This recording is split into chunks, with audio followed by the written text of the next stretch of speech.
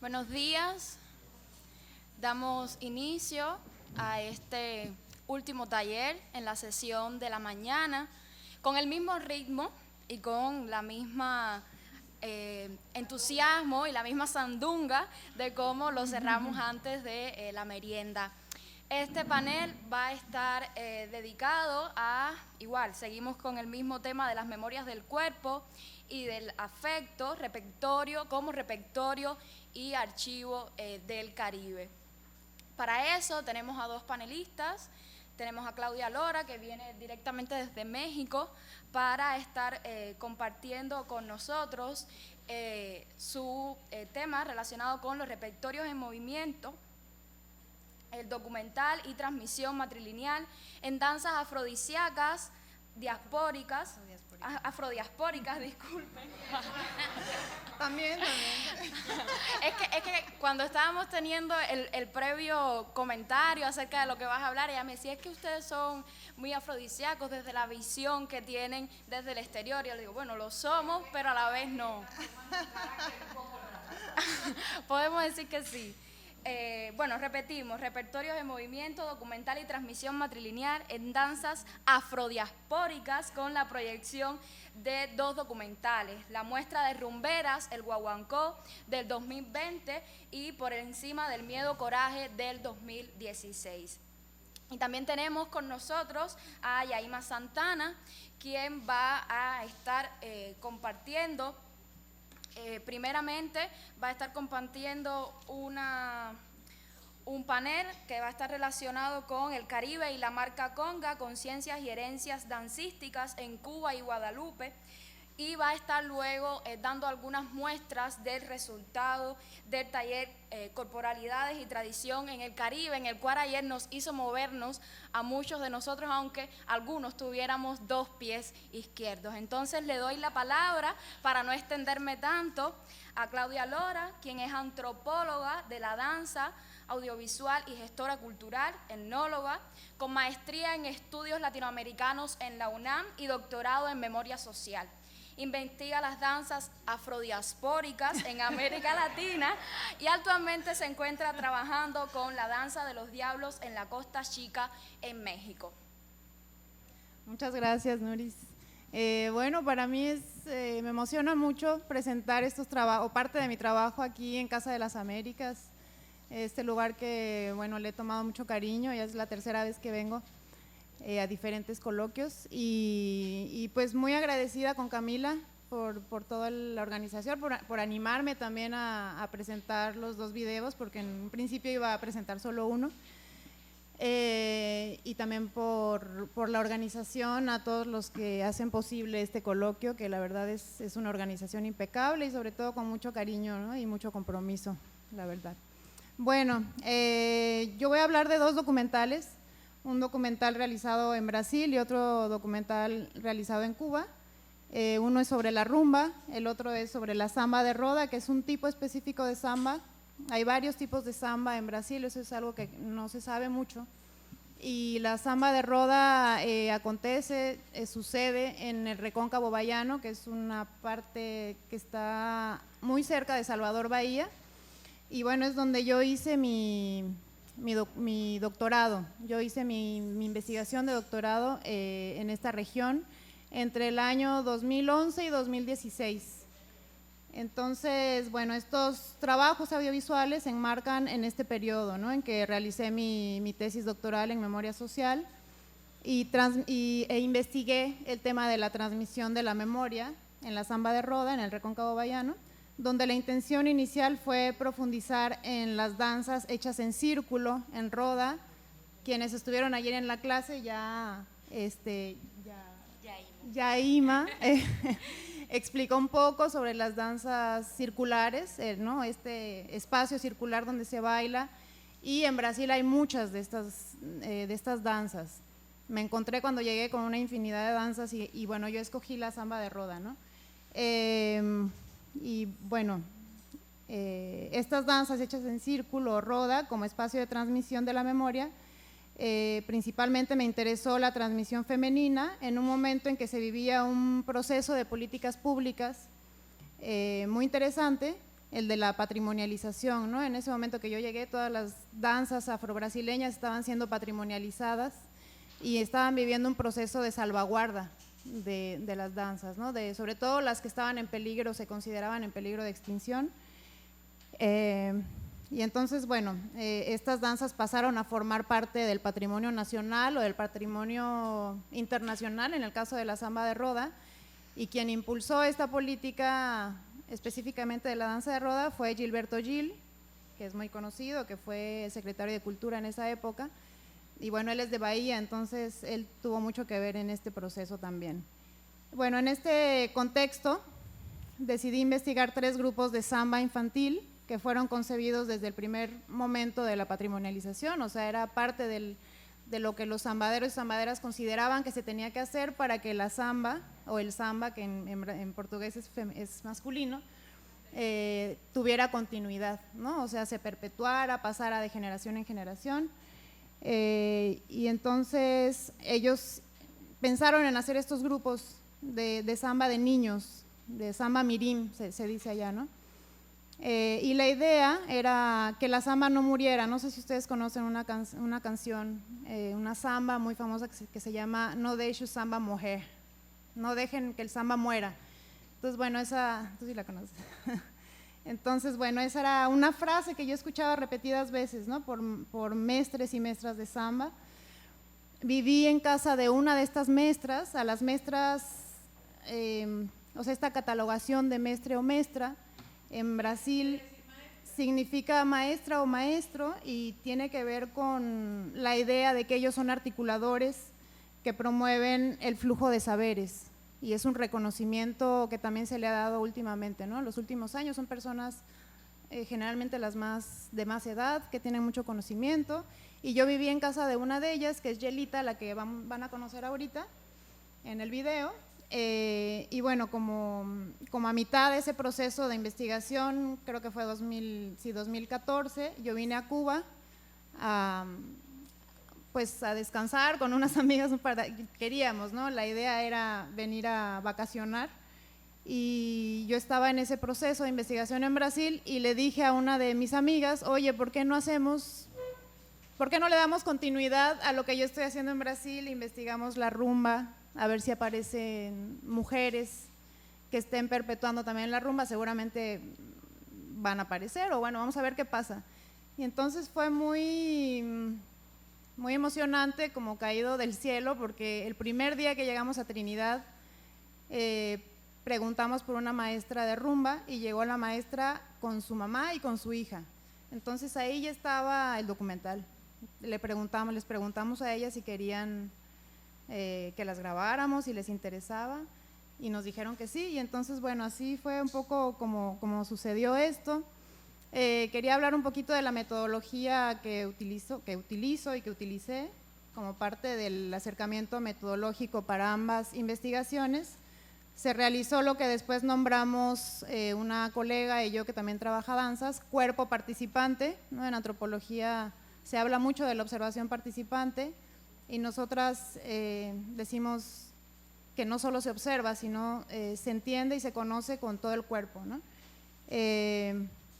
El cuerpo en la danza, entonces, es concebido como instrumento central en la generación de conocimiento antropológico, es decir, nosotras, les digo, cuestionamos este término de observación participante, que toma como centro la mirada y descarta otras formas de aprender conocimiento, ¿no? A través de otros sentidos, y proponemos el de cuerpo participante.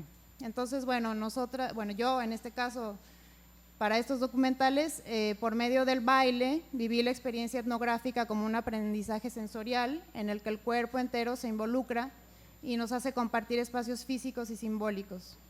Una metodología capaz de comprender al otro, cito una cita de Camila y mía, una metodología capaz de comprender al otro exige entender el conocimiento desde adentro, a través de un cuerpo participante que se coloca en el lugar del aprendiz.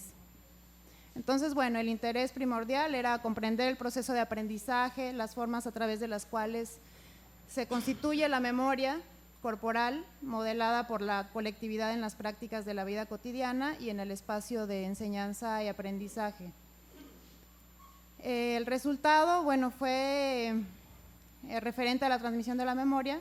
Demostró la importancia del estudio del cuerpo para estas sociedades, presente en todas las etapas en que se pretendía transferir la información del conocimiento de la danza o música de una generación a otra. La información era pasada principalmente a través de movimientos, no tanto con la palabra, sino a través de movimientos, de sensaciones en ese espacio de la rueda, en los ensayos, y como les digo, muy pocas veces por medio de la palabra. ¿Quiénes eran las que transferían este conocimiento danzario en estos casos? Las mujeres, ¿no? Y la sociabilidad generacional a través de las mujeres fue la principal vía de aprendizaje de la danza. La transmisión se presentó como un proceso social intra e interpersonal que transcurrió dentro de varios ambientes colectivos. Yo hablo del ambiente comunitario, el grupal y el familiar. Con comunitario me refiero a la amplia comunidad que forma la rumba y la samba, que se autodenominan rumberos, rumberas o zambadores, zambaderas, y con grupal a los grupos de danza a los que pertenecen cada una de estas mujeres. En el caso de la familia cubana, Yuya pertenecía al grupo de rumba H. Shure y dirigía el grupo Imagen. La familia de Yelita era responsable de 3 grupos de samba que existen hoy en la ciudad de Saubara, Bahía, que es donde investigué, uno de los lugares donde investigué. Y además, que eso es algo muy importante, ambas pertenecían a religiones de matriz africana, santería y candomblé.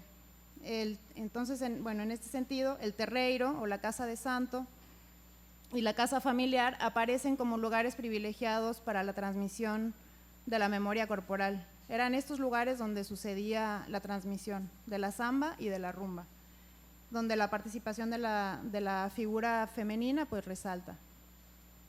Bueno, ya un poco para cerrar y que vean el documental. Estas reflexiones iniciales en torno a los 2 trabajos audiovisuales, sus contextos y lugares de transmisión, pues tienen en primer lugar la intención de poner en alto el lugar de la mujer afroamericana en la perpetuación de las danzas, de sus danzas, ¿no?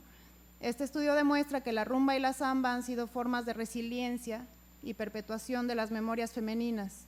La memoria corporal de la danza ha sido en gran medida conservada y reproducida por las mujeres, y estas, las memorias ancestrales unificadas en el cuerpo, se han transmitido a través de técnicas corporales. En mi trabajo planteo que las danzas investigadas participan de la transmisión del conocimiento social, de la memoria y de la identidad como episteme incorporada, y se cuestiona la centralidad de la escritura como un lenguaje hegemónico introducido en la conquista, que sigue imperando hasta ahora. Y planteo que este tipo de memoria, la memoria corporal, ha sido una de las formas más importantes en que los pueblos afroamericanos han narrado y transmitido su historia, y que contiene la información necesaria para reproducir el sentido de pertenencia a su grupo. En las rodas de samba o de rumba se aprende, se recuerda, se crea, se recrea. Es un lugar de memoria colectiva, lugares donde también bailaron y tocaron familiares y antepasados más lejanos. Es decir, son espacios de memoria, ¿no? Son lugares de memoria también, pero que en la comunidad los recuerda, bueno, y la comunidad recuerda con mucho cariño estos familiares, ¿no? Que también bailaban, les digo, en estos lugares. Bailar la danza no es solo bailar, es reelaborar su propia historia y memoria a través del cuerpo individual y colectivo, recorriendo los caminos corporales. Y bueno, esta memoria se encuentra en la base del documental. La idea es mostrar esto a través del documental como un dispositivo audiovisual que puede operar, como yo digo, archivo ampliado, en tanto recoge no solo la imagen de un cuerpo danzado, sino sus gestos, sus entonaciones, sus silencios, sus afectos, bueno, además de las entrevistas, claro, de la oralidad. Y en este sentido, el documental se vuelve para mí, una plataforma colaborativa para que la comunidad afrodescendiente archive y actualice su repertorio cultural. Gracias. Y bueno, vamos a ver las películas. Yo acababa de terminar mi tesis, estaba ya con el pasaje comprado de Río de Janeiro a Bahía para entregar mi tesis a la comunidad, y falleció Yelita. Justo en esos días falleció Yelita y bueno, decidí hacer un video en homenaje a ella para entregárselo también junto con la tesis a los niños. Fue un momento muy triste, muy difícil para todos los que la conocían, porque además fue repentino, no estaba enferma, nada, le dio un ataque. cardíaco. Y bueno, fue así, fue hecho, la edición fue hecha muy rápida, y el otro sí llevó un proceso, yo creo que se puede notar.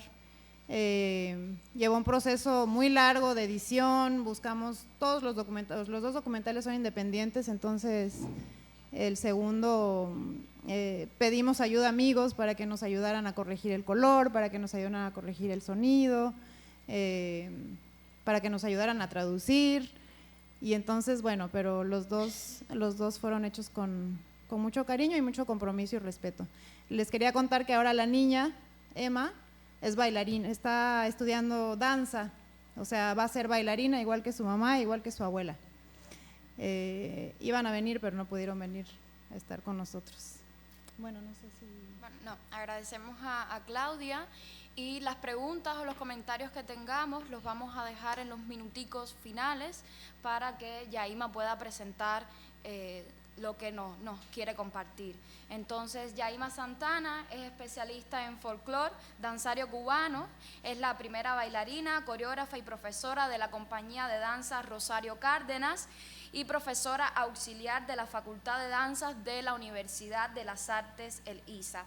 Entonces ella nos va a estar compartiendo su tema del Caribe y la marca conga, conciencias y herencias dancísticas en Cuba y Guadalupe, y las muestras del resultado del taller Corporalidades y Tradición del Caribe. Bueno, quería comenzar diciéndoles que, bueno, gracias a Casa de las Américas, que fue la primera vez que tuvimos un encuentro, la socióloga Stephanie Reinette Mailon, quien contribuyó en gran medida a este trabajo que hoy les voy a presentar. De hecho, el artículo está en el libro que realizamos durante la pandemia y que, bueno, está editado en inglés, pero está en proyecto también de traducirse al español con la editorial Letra y Arte. Entonces, bueno, gracias también a Stephanie, que aunque no ella quería estar, pero bueno, no pudo estar. La primera vez que escuché hablar del Woka precisamente fue en el evento Casa Tomada, aquí en Casa de las Américas, y me resultó muy familiar la estructura que compone esta expresión músico-danzaria. Son 7 ritmos y la disposición musical, la relación con el maqué, que es el percusionista solista, hace con el bailador, me hizo una transportación rápida a la rumba cubana. Pero no fue hasta mi participación en el Festival Cri de Femme, en el que en Guadalupe, pude palpar la realidad de esta manifestación músico-danzaria y su significación para los habitantes de aquella isla con forma de mariposa. Caminando por las calles de Ponta Pitre, pude admirar los bailes, la gestualidad de la gente y advertí que teníamos mucho en común a pesar de hablar diferentes idiomas. Encontré en las palabras de Alejo Carpentier una descripción, ¿no?, de que en las calles angostas se mueve a todas horas del día una multitud abigarrada, reidora, pintoresca, siempre tornasolada por los pañuelos a cuadros. Los pañuelos a cuadros, llamados madrás, son los que habitualmente adornan las cabezas, los pañuelos, las sayas de la mujer antillana.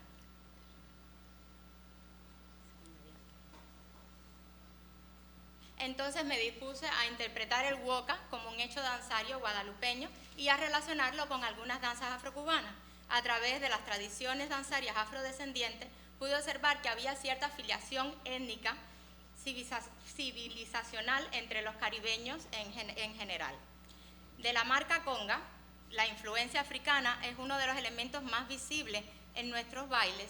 Tanto en Cuba como en Guadalupe se puede apreciar esta fuerte influencia.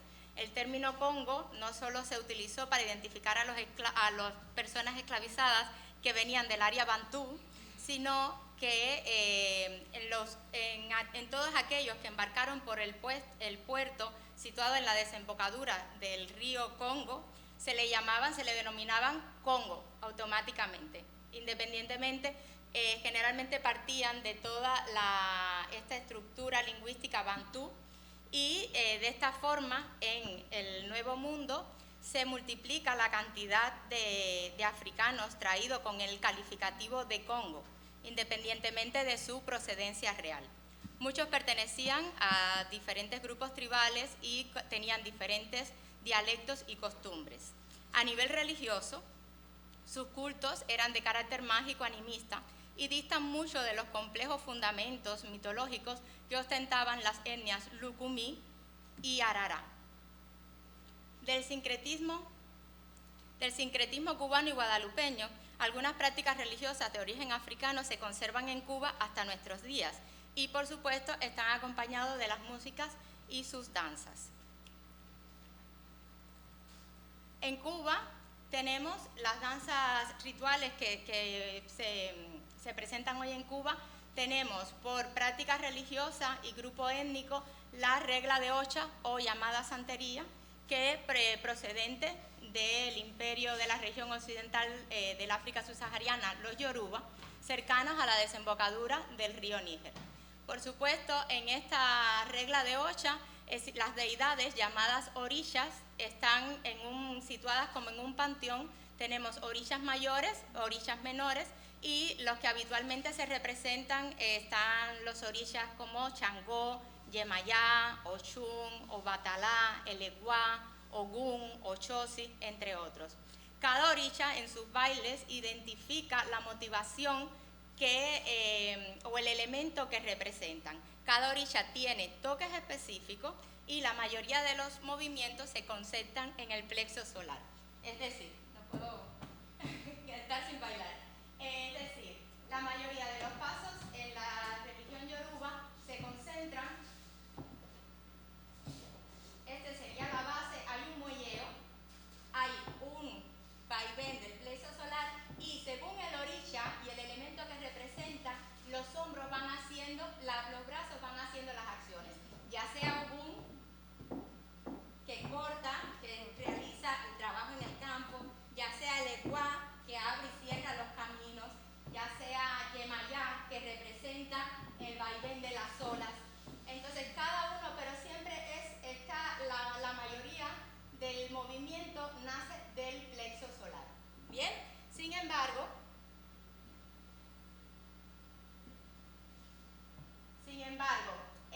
la otra. Los arara, procedentes del antiguo Dahomey, que pertenecen al tronco lingüístico Ewefón, bailan, sus deidades se les llaman fodunes, que igual tienen la misma en el sincretismo, representa Changó, Jebioso en Arará, Yemayá, Afrequete en Arará, pero la característica de estos fodunes es que en sus movimientos se activa los hombros y el torso a partir de una constante flexión de las rodillas, es decir, que la mayoría de sus movimientos es este.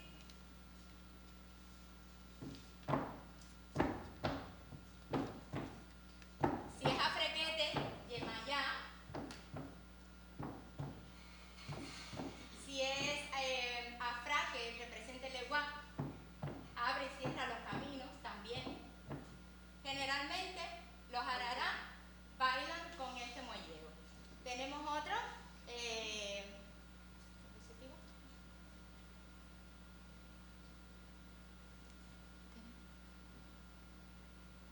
Sin embargo, los congos, en la regla de Palomonte, que en el área etnolingüística es la bantú y abarca todas las zonas de África ecuatorial y meridional, las danzas rituales están relacionadas con la fertilidad, la guerra, la agricultura, los ritos funerarios, entre otros. Y sus movimientos están dirigidos a activar la tierra con activaciones del torso y la zona pélvica. Sin embargo, en esta rama no se bailan no hay ninguna deidad. Es decir, ellos tienen en su religión, tienen personajes, tienen deidades, pero no hay danzas características o danzas típicas para ellos. Siempre sus danzas van a estar relacionadas a la fertilidad, a la comunidad. En los cantos se hacen alusión a las deidades, pero no hay una danza específica como en los yoruba o los araras, que tienen sus cantos, sus toques y sus danzas específicas. Tenemos, o como Kimwa, que son procedentes de la región del Carabar y sus afluentes, y sus danzas procesionales de iniciación o creación de plaza, como sus ritos funerarios, intervienen los íremes. Los movimientos de los íremes generalmente son cadenciosos, con combinaciones de pose, y generalmente se baila solo por hombres. Por último tenemos el vodú, que también nos ha llegado de influencia en el oriente, de Haití, y sus danzas rituales están vinculadas a las ceremonias. Tienen movimientos fuertes de torso, hombros, pelvis, y generalmente los movimientos son como en estado de trance, ¿no? Como rompimientos que se hacen mientras se baila el vodú. Sin embargo, en Guadalupe me llamó mucho la atención de que no hubiera ninguna danza de antecedente africano relacionada con la religión, que no tuviera ningún carácter religioso. Me explicaban que, bueno, existe una espiritualidad, pero que a partir de las condiciones que tuvieron durante la colonia, pues no se les permitía bailar y fue desapareciendo. Existe una espiritualidad, pero no se mantuvieron las danzas con carácter religioso en Guadalupe. Pero sí, internamente sí la tenían. Internamente sí la tenían, pero al predominar la religión cristiana, se rechaza, hay cierto rechazo al animismo. Entonces queda fuera de la práctica oficial y social de esta religión, pero existe, se le llama quimbuás, que es una forma de, ellos le llaman como magia negra, que se practica.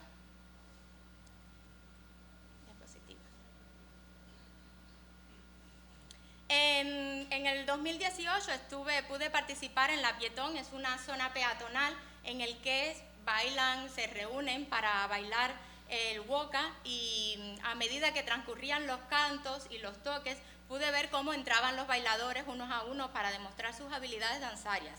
También, generalmente se producía en un orden, el cantante introducía el canto, al que le acompañaban los tambores, el coro respondía como una especie de estribillo, y había un momento para la demostración del solista del tambor maqué, y luego comenzaban a entrar al ruedo los bailadores uno a uno. Cada uno se colocaba frente al tambor en actitud desafiante para establecer el juego con el tocador del tambor maqué, en el cual el tocador debía reproducir o traducir los sonidos de los pasos o movimientos que le proponía el bailador y viceversa.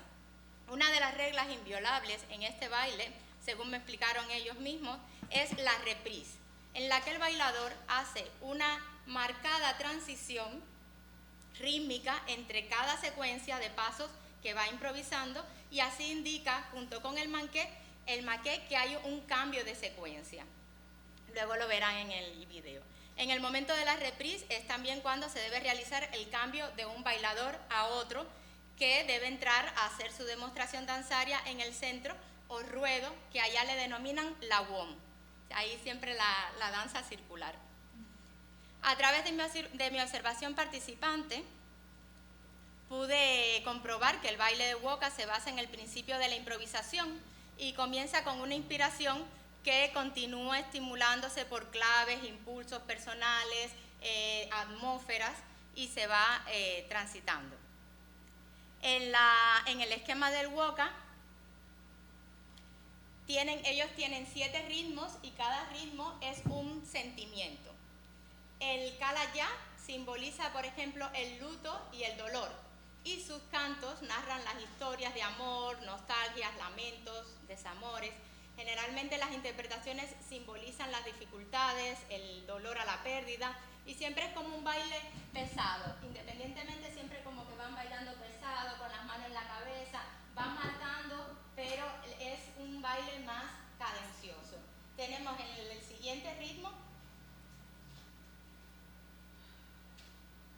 el lewos, que representa la lucha, la resistencia de los antepasados. Yo lo relaciono mucho con el palo en las danzas congas aquí en Cuba, como siempre están como en actitud guerrera, en actitud de batalla, y también ese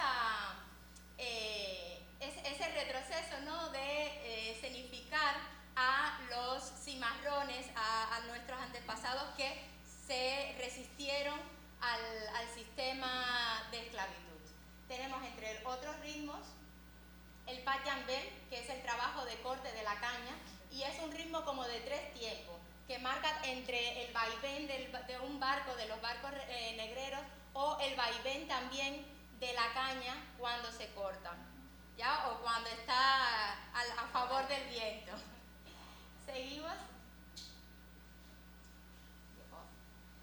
El ritmo tumbla exalta la pasión, el amor, la fertilidad y la tierra. Generalmente es bailada por mujeres y tiene como un ritmo alegre, dinámico, en el que las mujeres generalmente marcan la zona pélvica y van haciendo giros, vueltas, muestran sus madradas, sus sayas y es como si el momento de la fiesta, ¿no? El mendé es el ritmo que acompaña los desfiles, las procesiones, se utiliza mucho en los carnavales con todas las procesiones que hacen por toda la calle. En la ejecución se puede ver la entrega corporal, no tiene muchos pasos porque sencillamente es para desplazarse mientras se va bailando en el carnaval. Y el bulé, que es una especie de vals criollo que tiene una cadencia, un ritmo ternario y va marcando el balanceo, la coordinación de los torsos. Siempre hay en el Caribe, ¿no? Siempre ha habido también esa influencia europea fusionada con la africana. Lo tenemos en la tumba francesa, en la contradanza. Entonces es esa mezcla, ¿no? De la cadencia europea con los ritmos africanos y se va mezclando. Podemos ver una muestra del video en la Pietón. Ese ritmo que está bailando es el tumblak, precisamente, y se puede ver, apreciar los movimientos pélvicos, el juego con la saya, la relación con el maqué. Pude estar afortunadamente en ese lugar precisamente por el Festival Cri de Femme, con el que participé con mis alumnas de Isadanza, y fue un espacio realmente de integración, de diálogo, en el que además de poder participar, di talleres, hubo presentaciones y pude apreciar también cómo los talleres que yo proponía, cómo iban siendo asimilados, diapositiva por favor, cómo iban siendo asimilados por ellos. Entonces hice como un análisis dancístico, que es el conjunto musical del Woka, lo relacioné con el conjunto musical de la rumba. En el Woka hay 2 tambores, el bulá, el que toca el ritmo base, y el tambor maqué, que es el improvisador, que incorpora, van siguiendo los pasos. Se incorporan otros instrumentos como el chachá y el lambí, la concha, aquí le llamamos guamo, que fueron a incrementarse en el conjunto orquestal. Es muy parecido a la rumba, que consta de 2 tambores, el salidor y el quinto, y un tercer instrumento, que es el hecho de madera o caña brava, que se denomina catá o guagua, que también lleva la base rítmica y que se pueden ver en otras danzas caribeñas como el belé, la tumba francesa, etc.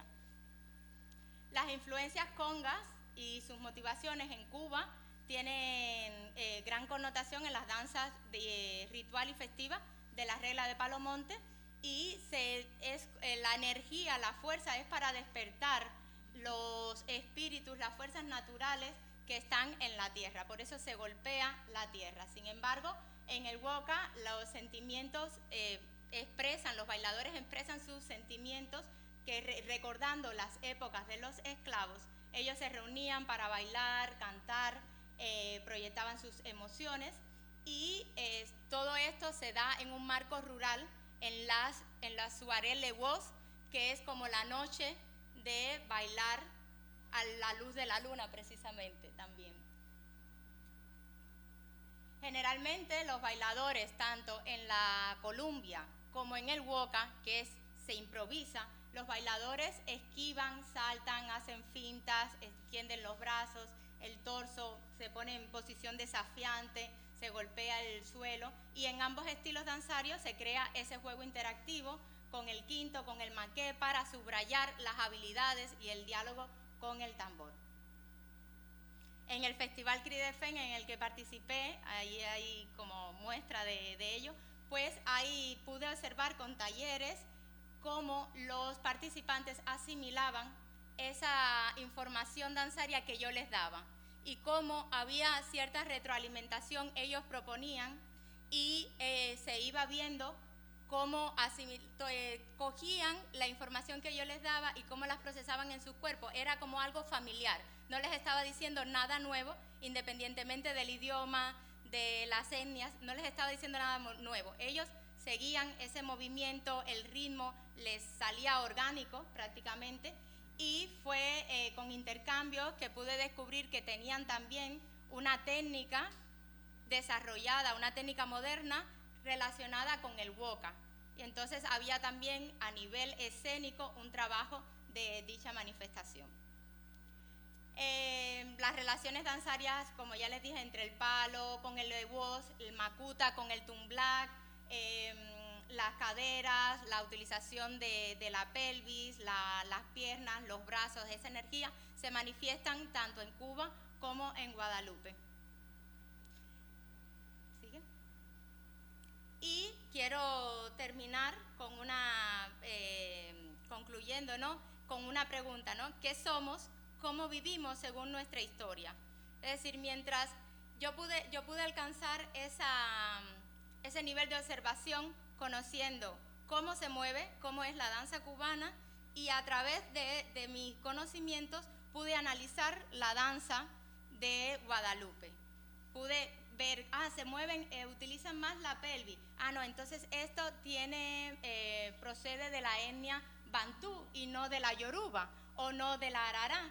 Eso me ha permitido poder hacer esa comparación, ese análisis dancístico, también por las motivaciones, ya sea religiosa o festiva, y todo eso pienso que una mayor sistematización de este trabajo con otros bailes de la región se puede alcanzar esa relación, ese conocimiento mutuo, aunque seamos diversos, pues también somos uno.